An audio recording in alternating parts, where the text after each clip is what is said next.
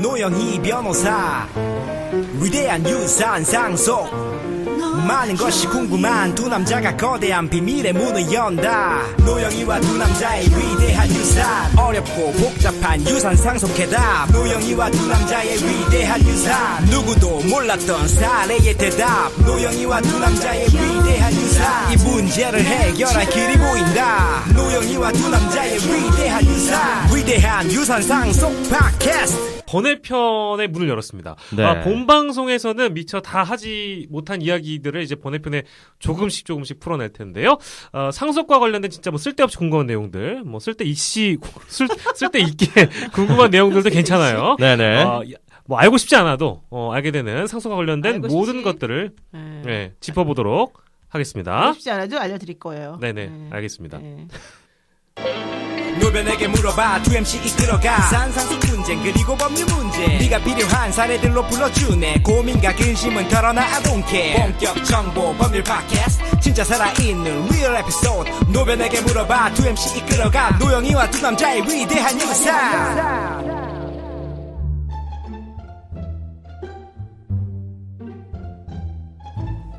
내가 다니는 이곳은 명문 사립 귀족 고등학교야. 대한항고지. 우리 학교 교훈은 평등, 박애, 정의지만 애석하게도 여기는 계급이 있어. 가끔 내가 물도 뿌리고 가끔 내가 회양도 시킨다. 땅콩도 먹고. 그러니까 마카다미야. 내가 다니는 이곳은 대한항고. 기업을 물려받을 재벌 2, 3세들이 모인 곳이지. 또 태어날 때부터 대주주인 주식 상속자 집단이기도 해. 돈보다 명예를 중시하는 법조계, 의학계, 학자들도 있지. 또 이 정치인 2, 3세 집단, 명예상속자 집단도 모여있지. 하지만 우리 학교는 사회적 이목도 중요하기 때문에 편부모 자녀나 소외계층 뭐 말 그대로 그냥 뭐 그런 사회 배려자 집단을 뽑기도 한단다. 교감 선생님이셨어. 이렇게 하는 거 맞아요 내가? 네 괜찮아요. 뭔가 이상한 거 아니 하나도 안 이상했어요. 그래요? 괜찮습니다. 이거 살릴 거예요. 내가 약간 이런 할머니 할아버지 스타일로 하는 게 맞아요? 네네 맞아요. 네, 교감처럼. 나 이상한 거 시키는 것 같은데? 아니에요. 이거 그대로 살려도 될 것 같은데요. 너무 재밌어. 그래요? 네. 지난 2013년에 한 방송사에서 했던 인기 드라마 상속자들 이야기를 최근에 문제가 됐던 어떤 비행기를 자주 쓰시는 항공사에 빗대가지고 저희가 얘기를 해봤어요. 그렇습니다. 이 드라마 굉장히 인기 있었죠. 2013년에 대표적인 한류 드라마 중에 하나인데 이런 소재가 이게 한국에서만 인기가 있는 게 아니라는 겁니다. 예. 근데 이 드라마의 기획 의도가 행복은 뭐 조건 내 문제가 아니라 태도 문제다 뭐 이런 얘기를 하고 싶었던 것 같은데 사실 뭐 재벌 2, 3세 주인공이 이게 뭐 좀 특이한가? 특이하지 않죠. 왜냐면 우리나라에도 뭐 재벌기업들의 아들 딸들을 보면 뭐 사실 특이한 건 아니에요 이런 게. 그러니까 지금 요즘 보면은 사실 갑질 원조들이 이 재벌 2, 3세들 아닙니까? 그러니까요. 뭐 3세뿐만 아니고 뭐 4세까지 다 이제 어떻게 보면 소재가 될 수 있는 거죠. 일단은 뭐 우리 대한항고도 마찬가지고 우리 제국고도 마찬가지인데 드라마에 나오는 주인공 한 명씩 좀 보면은 여기서 뭐 김탄이라는 역할이 있어요. 이민호 씨가 그때 18살. 그렇죠. 네, 약간 초반에 좀 버림받은 서자 느낌으로 미국에 어디에 방치되어 있는 거지. 그래. 그러다가 이제 반항하고 막 이렇게 그런 처음에 그 복선들이 있죠. 근데 이게 사실은 잘 안 맞는 게 우리나라에 있는 재벌 2, 3세들을 보면 이 정도의 미남들은 아니에요. 그렇지 않아요? 그러니까 그렇죠. 현실적이지 않죠 이게. 이민호는 그냥 스타야. 남자 배우야. 멋있는 배우인데 이게 어디 상속자들 실제 우리 뭐 상속자들 거의 뭐 2, 3세들 보면 굉장히 세게 생기셨죠. 예. 뭐 이렇게까지 미남자는 잘 못 본 것 같아 사실은. 없죠. 없지. 네. 자, 드라마는 드라마죠 사실은. 네네네. 그런데 사실은 저는 그 드라마를 안 봤어요. 그래서 예쁜 여주인공 기억 안 나는데 우리 딸이 싫어하는 여자 나온다는 거야. 박신혜인가 뭐 그 여자 나오지 않아요? 박신혜를 왜 싫어요? 여자들 다 싫어해요.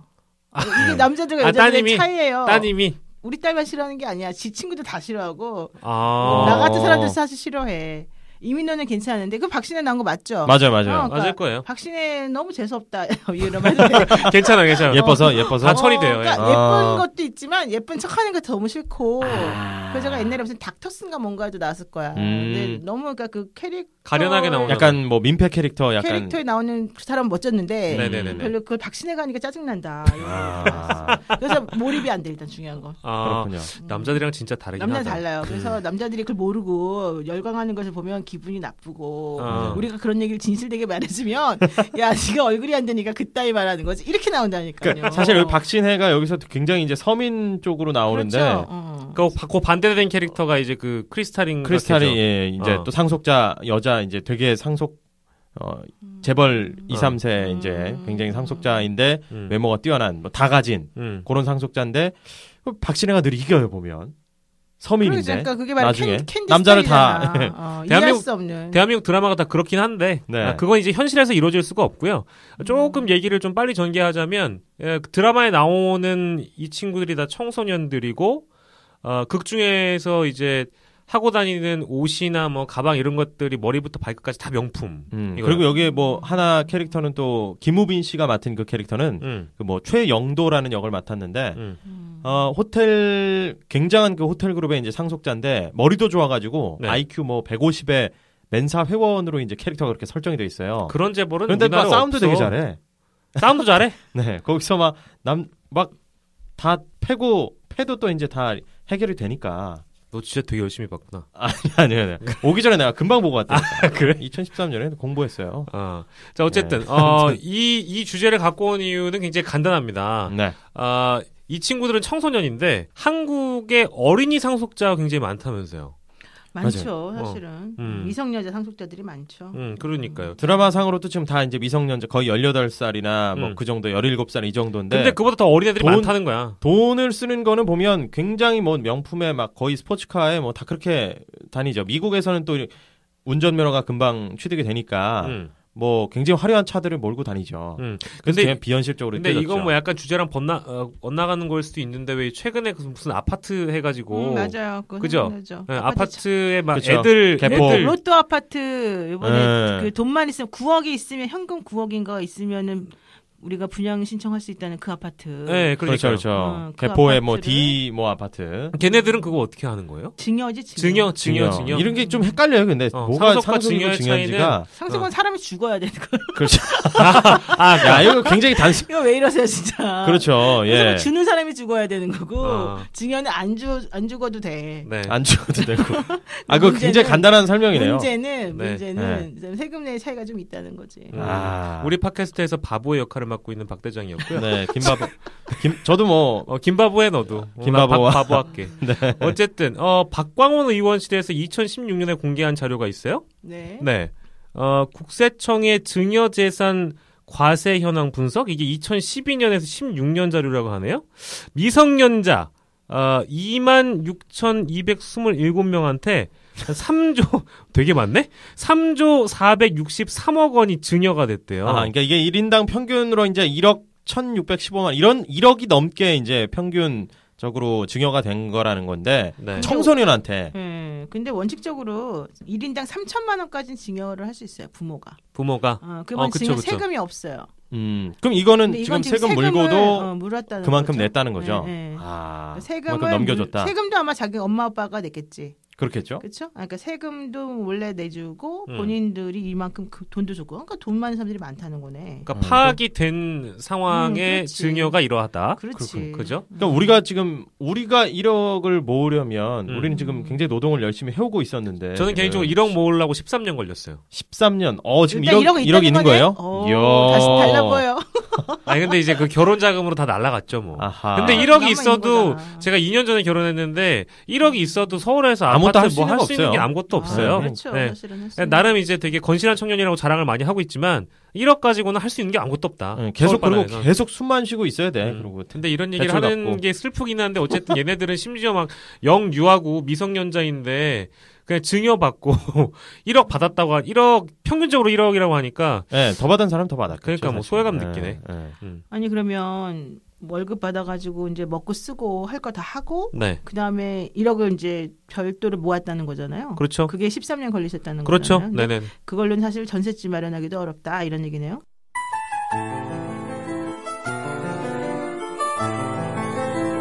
되게 되게 슬퍼진다 갑자기. 내가 보기엔 학교 앞 전세 반전세 정도. 보증이나 보증금 정도 되지 않나 그러면? 그렇죠. 학교 앞에 그 뭐 되게 저렴한 집들 있잖아요. 네. 그런 데는 전세 뭐 9천 뭐 이런 거 옛날에 있었는데 지금 있나 모르겠다. 그런 거 거의 없죠. 이제 없죠 사실은. 거의 없고요. 어쨌든 이 친구들은 지금 1억 받고 시작하는 거잖아요. 근데 이제 이게 네. 그 증여자산을 어떤 식으로 주느냐 한꺼번에 1억을 다 주는 게 아니라 네네네. 예금을 그 아이 이름으로 이제 들어줘요 부모들이. 네네네. 적금이나 뭐 이런 식으로 들어줘가지고 예. 장기적으로 한 뭐 10년 정도 이제 들어주게 되면 네. 1억 정도 모으는 그런 금융 상품이 있거든요. 네. 그 상품에 가입을 해서 주면 이게 또 세금을 또 면제해주는 그게 있었어요.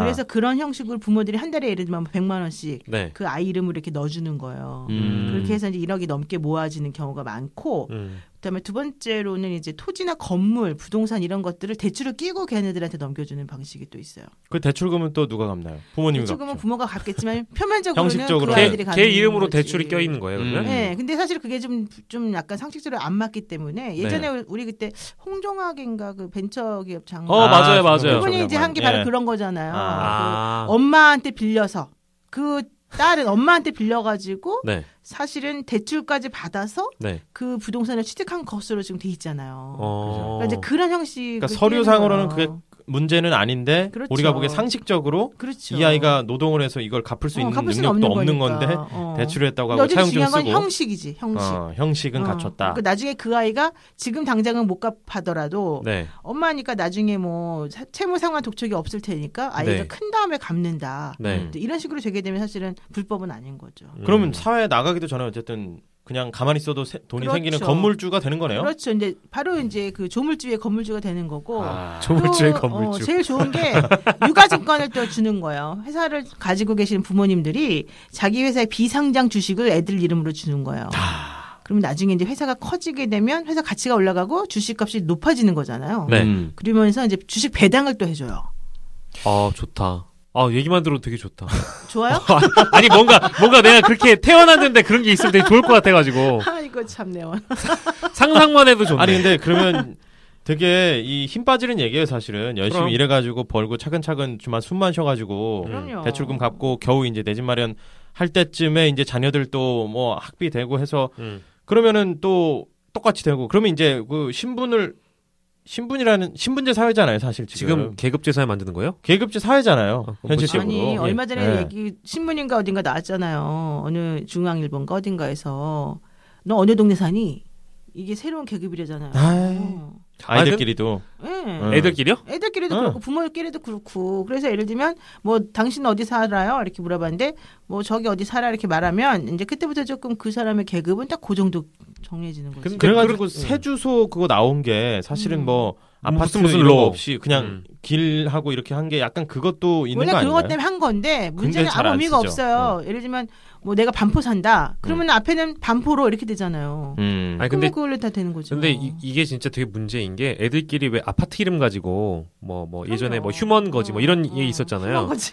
그러니까 거지 뭐예요? 그러니까 휴먼시아 아파트가 이제 뭐 공영 LH LH 임대 아파트고 뭐 공공 아파트라고 해가지고 그런데 산다고 못 사는 사람 취급한다고 애들끼리 그런 얘기하는 거 휴거 그래 휴거. 애들끼리 얘기하는 것도 되게 기가 막힐 노릇인데. 그게 이제 어른들이 얘기하는 걸 들은 거지 뭐 그냥. 그러니까 이제 그거를 보고 그렇게 배운 거고. 그렇죠. 동네도 마찬가지잖아요. 근데 이게 너무 팽배해가지고 이건 뭐 다른 얘기일 수 있는데 제 주변에도 보면은 결혼하잖아요. 결혼하면은 뭐 저기 신혼집을 얻잖아. 신혼집을 얻으면 신혼집이 어느 동네인지 물어보는 사람이 제일 많기도 하고. 근데 그 많은 사람 중에 되게 별로인 게 표정에 드러나요. 무슨 구다. 예를 들면 뭐 강남구다. 강남구 대치동이다 이러면 이게 나오고 은평구 어디다 그러면 표정에 그냥 뭐 그런데 가네 이런 식이에요. 은평구 이런 얘기 하지 마요. 지금 듣는 분들 중에 은평구 많을 텐데. 근데 이제 웃긴 거는 제가 이제 은평구 좀 가깝게 사는데 은평구인데 신사동. 아니 은평구 신사동 문제가 아니고 은평구라고 얘기하면서 내가 좀 쫄리기 싫으니까 은평 뉴타운 이렇게 붙여서 얘기해요. 나 같으면 이렇게 하겠다. 그냥 신사동 그러겠다. 그러면 이게 은평구 신사동인지 강남구 신사동인지 모르잖아. 서울에 그런 데가 몇 군데 있어요 진짜. 근데 실제로 그런 데가 있고 명동 이런 것도 있어요. 춘천 명동도 있고 한국 명동도 있잖아요. 최근에 나 만났던 사람 중에 제일 어이없던 사람이 신혼집의 아파트 이름을 외우는 사람이야. 왜 그런 걸 왜 외워요 도대체? 그게 다른 사람들의 신혼집 아파트 브랜드를 외워요. 그래서 만날 때 뭐 예를 들어서 뭐 반포자이 막 이런 식으로 불러요 사람을. 왜 그런 사람이랑 어울려요? 아니 안 어울려요. 제가 별로 안 좋아하는 사람이에요. 내가 봤을 때 뭔가 본인들 주변 사람들이 이상한 것 같은데. 그런 얘기 처음 들어봐요. 실제 있어요. 실제로? 그래요? 실제 있고 반포자이 무슨 진짜... 뭐 무슨 사당레미안 이렇게 사람 부르니까 별로더라고. 아무튼 나 그렇게 부르면 처음 들어본 적이 없는데. 근데 진짜 있어요. 굉장히 좀 심한 사람이에요. 이상하다. 제가 이 얘기를 왜 꺼내냐면은 여기에 아까 우리 얘기했던 애들끼리 그 뭐 동네 얘기 한다고 하니까 갑자기 생각이 나서 얘기한 거고요. 에휴, 어쨌든 조물주의에 건물주 있다. 그러니까 근데 우리가 막 부자 얘기를 하면은 사실 뭐 우리 오늘 뭐 유산 이거 상속 이런 거 관련한 우리 얘기하는 팟캐스트잖아요. 그러면 부자들만의 얘기 아니냐? 네, 그건 아니지. 지금 여기서 이제 지금 종료를 하시는 분들이 계실 수 있단 말이에요. 알았어. 예. 자, 상속에 빠질 수 없는 것 알아봅니다. 유언이 있거든요. 유언. 네. 만약에 내가 이제 유언을 남겨야 돼요. 유언을 남긴다면 뭐라고 남기고 싶어요? 잘 살아라. 싸우지 마라. 아니 근데 이제 상속을 뭔가를 한다고 이제 전제를 한다면 상속이 여러분들이 그렇게 좋은 것만 생각하면 안 돼요. 채무도 상속이라니까요. 내 빚을 부탁해. 미안해. 뭐 엄마 아빠가 적극 재산만 준다고 생각하면 안 돼요. 빚도 다 상속이 된다니까. 뒷집 배남골 아저씨한테 2천 빌렸다. 그렇지. 미안하다. 근데 그런 거는 모른 척 해라 뭐 이렇게. 차용증이 없을 거다 이러면 주장하면 되는 거지. 근데 그러네. 진짜 이거를 뭔가 이렇게 얘기할 때 녹음을 하거나 그죠 유언장에 써가지고 우리가 보통 하잖아요. 뭐 드라마에도 나오고 영화에도 나오고 제가 알기로도 법적으로 그런 걸 많이 한다고는 들었는데 궁금한 거는 그 우리가 아까 채무 얘기했잖아요. 채무도 그러면 유언장이나 그런 데다 진짜 얘기해요? 유언장을 쓰는 사람들은 기본적으로 채무가 없는 사람들이 유언장을 많이 작성을 하시고. 그래? 그러면 빚 얘기를 안 하고 가면 다 빚더미잖아. 물려주고 싶은 사람은 어떻겠어요? 그 사람이 딱 죽고 나면 채권자들이 어디선가 딱 나타나요. 어떻게 알고 나타나죠? 그러니까 예를 들면 이제 뭐 사망 신고를 하면, 그러니까 보통 이제 몰라서 그냥 넘어가는 경우도 있어요. 그러면 사람들이 우리 아버지는 빚이 없나 보다. 그리고 딱 받아. 근데 알고 봤더니 나중에 채권자가 나타나는 거야. 그럼 그땐 빼도 박도 못하는 거야. 왜냐하면 아버지의 채무가 훨씬 많으면 그 사망한 날로부터 즉 상속이 개시된 날을 사망한 날이라 그러는데 그때로부터 3개월 안에 내가 단순 상속을 할 건지. 한정 승인을 할 건지 이런 걸 결정을 해야 돼요. 상속 포기를 할 건지를. 와 지금 시작한 지 한 30분 만에 처음 되게 변호사 같으셨어요. 지금까지 그냥 동네 우리 누나인 줄 알았는데. 아니, 아까 내가 3천만 원 징역 가능하다 얘기도 했을 때 그때도 좀 거의 변호사 같지 않았어요? 아니, 살짝 느꼈는데 지금 되게 변호사 누나. 그래서 이때 우리 부모님이 빚이 없는 줄 알고 그냥 단순 상속을 받아버리는 거야. 다 받는다. 근데 알고 봤더니 3개월 있다가 나타나는 거야. 채권자들이 막 어디선가 수도 없이 나타나는 거야. 근데 생각했던 것보다 빚이 엄청나게 많거나 이러면 이 사람 이제 빼도 박도 못해요. 그거 포기하면 안 돼요 그때 와서? 그때는 못 포기하지. 이제 기한이 지났잖아요. 그러니까 단순 상속이라는 개념을 다시 정리하자면 이제 뭐 이렇게 썼어. 뭐 이렇게 뭐 예를 들어서 뭐 여러 가지 그 어떤 상속의 개념들이 있는데 종류라고 하면 첫째 종류가 단순 상속이면 그냥 일괄적으로 다 받는 거예요. 그렇죠. 단순 상속은 그냥 가만히 있으면 그냥 채권하고 채무가 다 나에게 넘어오는 거예요. 그러면 그거 말고 다른 상속도 그럼 있다는 얘기네요. 한정 이건 뭐예요? 한정 상속 한정해서 받는다. 한정 승인은 한정 승인. 나한테 남겨준 것만큼만 내가 받는 거야. 그러니까 예를 들면 나한테 아버지가 5천만 원이라고 하는 예금 채권을 남겨주고 빚을 3천만 원을 줬어. 그러면은 난 빚은 싫어. 그럼 안 받을래? 이럴 수 있어요? 빚만 안 받고 5천만 원 받을 수는 없고. 그래요. 본인은 이제 아버지 채무가 얼마인지 모르니까 그럴 때 일단 한정 승인이라는 걸 하게 되면 아버지가 나한테 물려준 건 5천만 원이고 빚이 3천만 원이면 나는 얼마를 받는 거죠? 2천만 원? 근데 나는 그냥 2천만 원 내가 가질 수 있는 거예요. 근데 만약에 이런 게 있어요. 내가 아버지한테 물려받은 채권이 5천만 원이었어. 근데 빚이 1억이었던 거야. 아버지의 숨어있는 빚이. 그럼 어떻게 돼요? 그거는 만약에 아까 이게 단순 상속으로 받으면 답이 없다. 단순 상속 하게 되면 내가 5천만 원을 갚아줘야 되잖아. 오히려. 그치. 근데 한정 승인을 하게 되면 안 갚아도 되는 거야. 그냥 받은 만큼에서 알아서 해라. 그러니까 5천만 원 받았으니까 1억이 빚이 있거나 말거나 상관없어. 나는 내가 받은 5천만 원만 그냥 빚잔치를 쓰고 나면 되는 거고 나한테 나머지 달라고 하지 말아라 이거죠. 그렇게 딱 선을 그을 수 있구나. 그렇죠. 근데 이게 상속 포기는 그냥 아무것도 안 받아.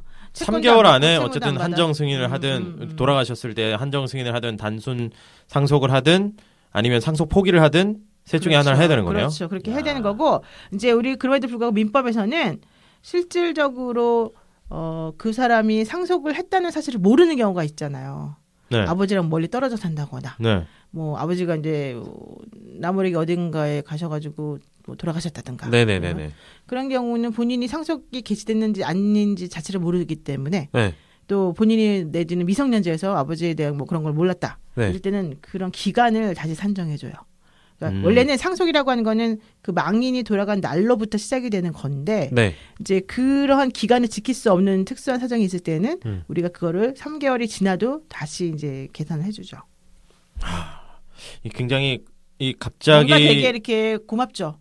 엄청 나라가 사정을 다 봐주네요. 그렇죠. 예, 그러니까, 은근히 봐주는구나. 근데 그러면 사실 이게 뭐 누구나 다 내 죽음이 언젠지를 모르니까 당연하지. 그러니까 미리미리 하는 거잖아. 이후에 이게 복잡해질 수 있으니까 좀 사실 계신 분들이 미리 정리해놔야 돼. 생각들을 해보시는 것도 우리 중요하겠네요. 엄마도 안 그래요. 우리 엄마도 자기는 돈도 없는데도 불구하고 혹시라도 내가 너한테 미리 뭐 준다라고 하면 예. 이것들이 나한테 효도를 안 할까 봐. 아. 절대 그런 거 안 해. 숨겨놔. 그리고 마치 뭐 있는 것처럼 이렇게 뭔가 좀 표현을 하는 거지. 그럼 이제 부모님이 혹시나 우리 부모님이 내가 모르는 뭔가 있지 않을까? 네. 그러니까 어떻게 해, 우리 좀 비겁하게. 잘하죠. 잘할 수밖에 없잖아요. 근데 유언장은 미리 작성할 수 있잖아요. 갖고만 있으면 되잖아요. 이게 효력이 발생하려면 또 뭐 막 요건들이 있겠지만. 아니 근데 그건 그러니까 일정한 방식이 있는지 없는지도 궁금하긴 하네요. 네. 유언을 하는 방식은 5가지가 있어요. 복잡하다. 우리 일단. 법에. 네. 첫 번째는 민법 1066조에 나와 있는 건데 네.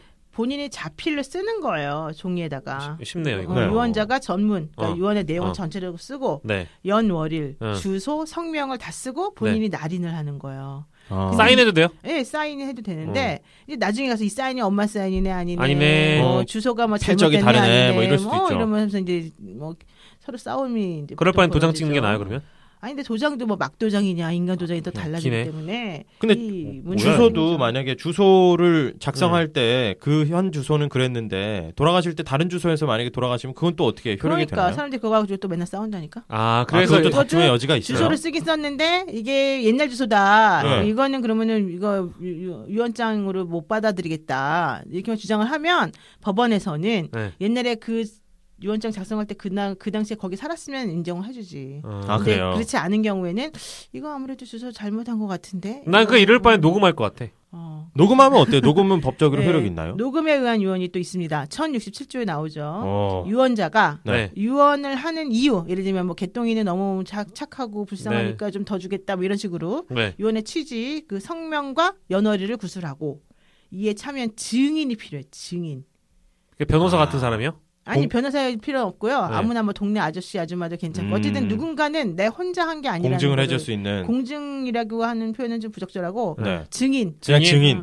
동네 아저씨가 해도 그건 제3자가 아무나 해도 돼요? 그렇죠. 근데 그 대신에 돌아가신 분은 돌아가셨지만 그 증인은 살아 있어야겠네. 그렇지. 근데 꼭 반드시 꼭 살아있어야 될 필요는 없어요. 그래요? 그 구술로 유언할 당시에만 살아있었으면 되고, 이제 그게 정확하냐 안 정확하냐 또 다시 법정에 가서 싸우겠지. 되게 어렵다 근데 이거. 어쨌든 증인도 이 유언이 맞습니다. 네. 이 사람이 한 게 맞습니다. 자력으로 한 게 맞습니다. 뭐 네. 누가 칼을 자유의지로 들이대고 한 게 아닙니다. 이런 거 정확히 말을 해주고 또 내가 옆에 참여한 증인 누구누구입니다. 이렇게 명확히 말을 해줘야 돼요. 그 녹음할 때 목소리를 사람들이 아니까 이게 이제 진정성이 있다 이렇게 보는 거고. 네. 이제 세 번째 또 더 오히려 이제 이런 건 사실 좀 별로 정확하지 않고 이런 거 맨날 싸움의 원인이 되니까 공정 증서에 의한 유언이라는 게 있어요. 공정 증서. 여러분들이 좋아하는 건데요. 이게 공증 공증사무실 가서 하는 거야. 이게 공증이다. 네, 공증사무실 가서 하는 건데 이게 1068조에 나오는데 유언자가 증인 2명을 데리고 가야 돼. 그래서 공증인의 면전에서 유언을 내가 어떻게 한다. 아까 개똥이는 착하고 불쌍하니까 뭐 5천만 원 주고 그 다음에 말똥이는 못돼 처먹었으니까 절대 안 준다. 뭐 이런 얘기를 쓰는 거예요. 공증인이 이를 필기 낭독하여. 이제 공증인이 쓰는 거예요. 이렇게 증서를 만들어서. 그래서 유언자랑 증인이 딱 읽어보고 이거 맞습니다. 이렇게 도장 찍어요. 그리고 서명 또는 기명 날인하면 돼요. 이거 돈 들어요. 공증을 하게 되면 공증 사무실에 가서 공증인 앞에서 하는 거니까 비용을 좀 내야지 수수료를. 그 공증인은 뭐 본인이 뭐 어떤 자격증을 취득한 사람인 건가요? 그렇죠. 공증 사무실이 따로 있으니까. 공증 사무실에. 우리가 보통 법원 앞에 가 보면은 다 공증 써 있잖아. 공증이 왜 이렇게 많아? 어쨌든. 공증이 중요하죠. 근데 그런 거는 좀 우리가 공증 서류가 있으면 이 유언장은 제대로 된 거다라고 보통 인정을 하니까 돈이 좀 들어도 거의 가는 게 낫고 이제 네 번째가 있어요. 네 번째는 비밀 증서에 의한 유언이라는 게 있어요. 이건 비증이네. 뭔가 비증이 아니고 비증. 그러니까 유언자가 내가 누구누구다 이렇게 성명을 기입해가지고 증서에다가 막 다 써. 그래서 이거를 편지봉투 같은 데다 넣어요. 딱 풀을 붙여버려. 그리고 이거를 2명 이상의 사람들 앞에 딱 보여주는 거야. 이거 내 유언서야 이렇게 보여주는 거야. 내용은 안 보여주고. 그리고 그러니까 봉투 표면에다가 몇 월 며칠 뭐 누구 여기 증인 누구 이렇게 다 써서. 나 이거 영화에서 봤다. 외국 영화 같은 데는 외국 영화에 이거 되게 많이 나와요. 그래서 그 내용을 몰라 사실은. 내용을 몰라. 그래서 내용을 딱 개봉해야지 알아. 그래서 알고 봤더니 아무것도 없어. 이런 경우도 있어요. 그러니까 변호사 변호사들이 그런 걸 나눠줘요. 그러니까 외국의 재벌이 나오는 영화에서 그 재벌 회장이 돌아가실 때 요런 형태로 자기 변호인에게 다 얘기를 해놓고 따로 봉투를 만들어 놓은 다음에 나중에 돌아가시면 아들, 딸이 죄다 이제 전국 각지에서 모여가지고 변호사가 하나씩 나눠줘. 근데 그때 받아보는 큰아들 A가 진짜 딱 받았는데 열어봤는데 아무것도 없는 거야. 그러니까 표정이 막 돌변하고 갑자기 집안에서 생뚱맞게 전혀 아버지의 사랑을 받지 못했던 막내 딸내미가 막 어마어마한 풀을 다 가져가요. 완전 반전 유언이구만. 맞아요. 그런 영화가 외국 영화가 되게 많아. 그래요? 그게 바로 비밀 증서다. 그렇지. 내가 이해하기 쉽게 설명해줬지. 네, 근데 뭔가 되게 기대하게 만들고 되게 미안해. 허무하죠. 아니 근데 진짜 그런 식이야.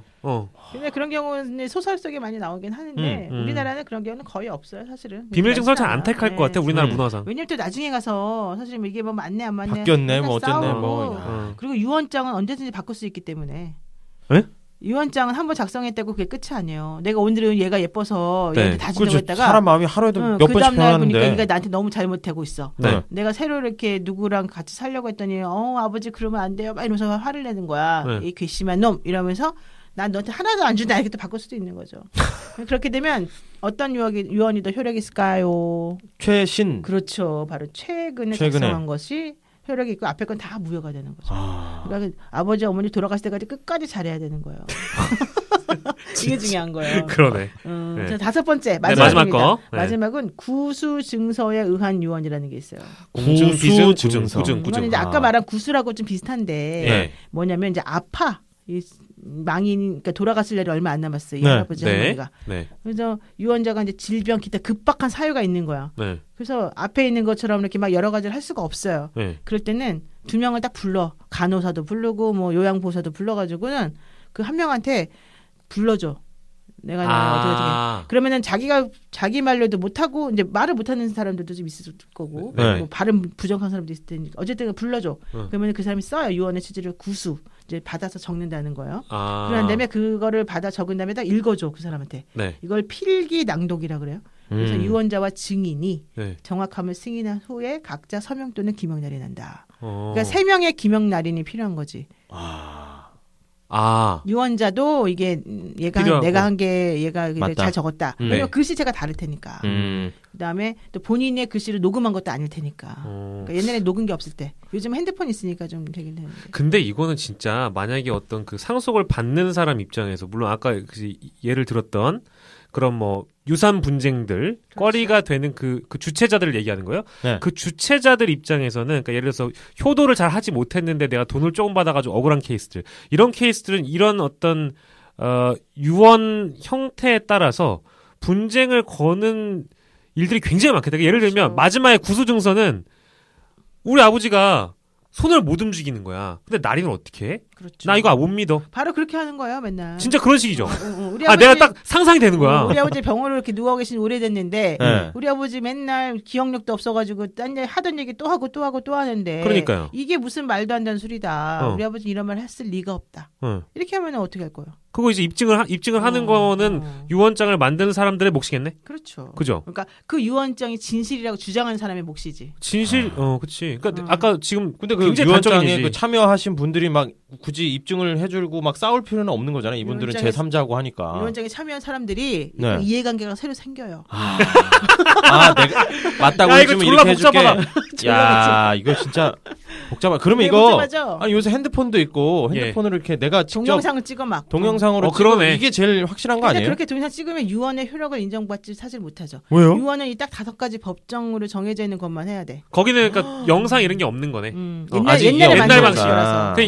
이건 이제 어쨌든 법으로 남겨져 있는 거기 때문에 이거 그 동영상이나 이런 방식으로 만약에 새로운 형태의 어떤 유언 방식을 나라에서 페이스북 라이브 이런 거 하면 안 돼요? 페이스북 라이브가 왜 나와? 라이브로 바로바로 하는 거지.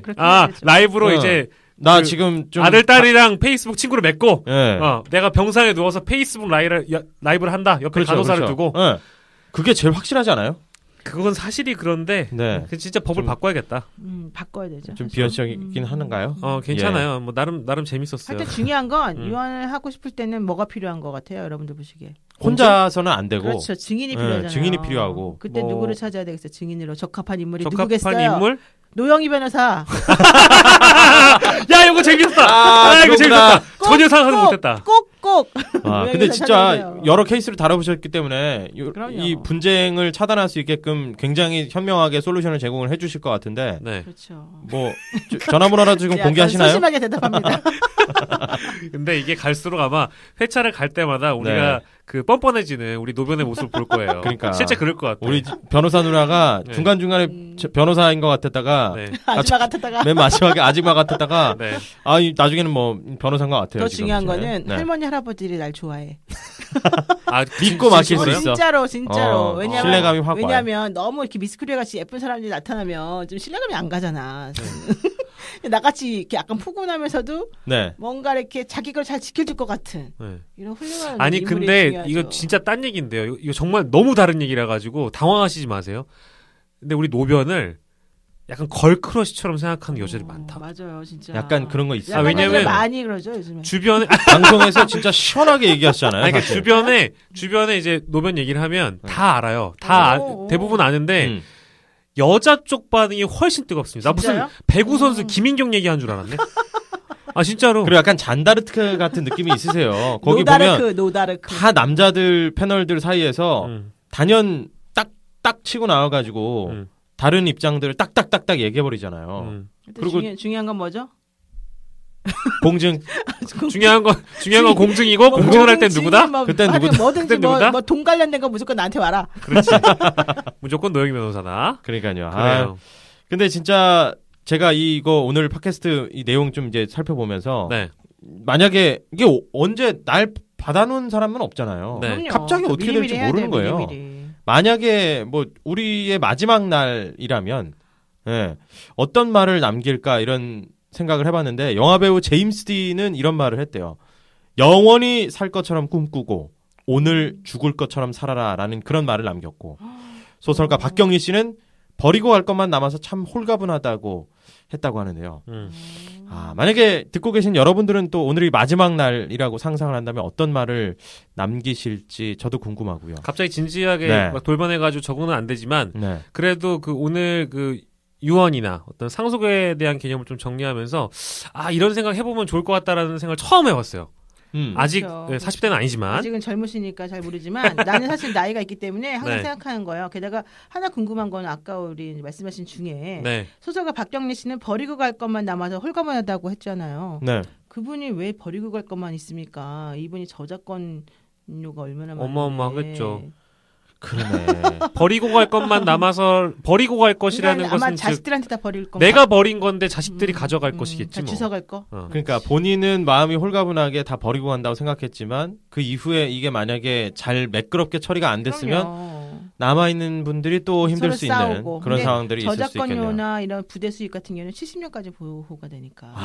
사후. 맞아요. 사후. 그래서 그 저작권도 우리가 이제 방송 같은 거 할 때 그 예전에 어니스트 해밍웨이 이런 사람들 거는 이제 저작권이 없어요. 이제 없어요. 오래돼서. 옛날 고전 클래식 이런 그래서 거. 그거 사실 어니스트 해밍웨이한테 전화해가지고 우리 이거 저희 팟캐스트에서 쓸 건데 읽어도 되냐 이거 안 물어봐도 돼요. 그렇죠. 근데 우리 팟캐스트 이거는 우리 저작권이 있는 거 아니에요? 당연하죠. 우리 거요. 우리 거 가치가 있어야 되는데. 아무도 가치를 매겨주지 않았는데 우리끼리 가치를 높이 사고 있어. 그러니까 그래야 돼. 중요한 거는 우리가 스스로 인정해야 돼. 맞아요. 어쨌든 소설가 박경리 씨의 아들 따님들은 일단 남기고 갈 것만 받아서 참 행복하다고 했다라는 말로 바꿔서 얘기할 수 있겠네요. 부모님은 버리고 우리는 받아가고. 그래요. 오늘 번외편 함께 하셨는데요. 일단 번외편이 처음이라서 우리 노변의 어떤 소감을 한번 듣고 마무리할까요? 너무 제가 해드리고 싶은 말이 너무 많아서 사실은 이 번외편으로 담을 수가 없어요. 네, 앞으로 그러니까요. 여러분 충성도는 좀 고객이 돼주세요. 그래서 제가 엄청나게 많은 지식을 가지고 엄청나게 많은 이 사건 사고를 연결시켜서 말씀 정확히 드릴 테니까 궁금한 거 있으면 언제든지 저한테 사연으로 물어보시면 우리가 이걸 팟캐스트에서 항상 말씀드립니다.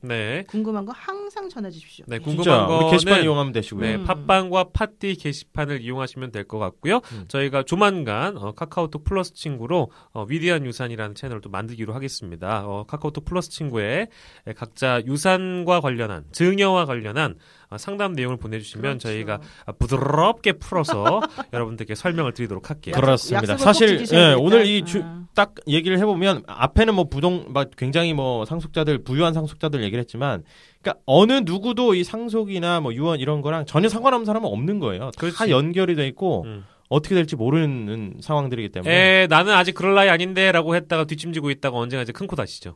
네. 그럴 수도 있다는 거 한번 말씀을 드리고요. 언급해 드렸습니다. 번외편이었고요. 저희는 다음 주에 또 뵙겠습니다. 안녕. 안녕히 계십시오. 노영희 변호사 위대한 유산 상속 많은 것이 궁금한 두 남자가 거대한 비밀의 문을 연다. 노영희와 두 남자의 위대한 유산, 어렵고 복잡한 유산 상속 해답. 노영희와 두 남자의 위대한 유산, 누구도 몰랐던 사례의 대답. 노영희와 두 남자의 위대한 유산, 이 문제를 해결할 길이 보인다. 노영희와 두 남자의 위대한 유산, 위대한 유산 상속 팟캐스트.